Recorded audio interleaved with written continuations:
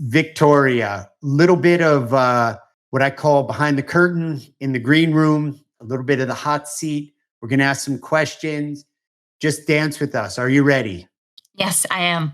Okay. What's the most interesting thing about you that we would know from reading your resume? I went underground and there like half a day in the salt mines.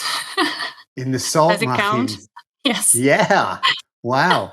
I've been in a salt mine in near Zakopane, right in Poland. In But Poland, I was there as well. No, I don't remember if it was Zakopane or another I think it was in location, between but it like was. Krakow and Zakopane there. But yeah, not a lot of people. It's fascinating, no? Oh my gosh, what a coincidence. I guess that's the same location. So we went there too Yeah. together. And they had like the things they had altars, right? Like for church. And I mean, it was just, they had, it's a whole world literally down there. That is interesting.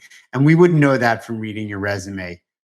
For you personally, when you're traveling, what are some of the must haves on your body, in your bag? Water. Water. Yeah. That's the truth. It gets dry up there in the air on those planes if you're traveling via plane, but water in general. What's a skill you don't have but wish you did? Mind reading. You You wouldn't and expect less, right? yeah, exactly, exactly. I didn't see it coming, but when I heard it, I wasn't surprised at all. Pizza, plain or toppings? Toppings all the way. Okay, what kind of toppings? Meat. I'm really into meat and different kind of sausages and yeah, Mm, stuff like that. yeah, Yeah. I'm getting hungry. Whenever I ask that question, I always get Yeah. hungry. Is there a Well, Pavlovian? it's how There's a it's Pavlovian response there.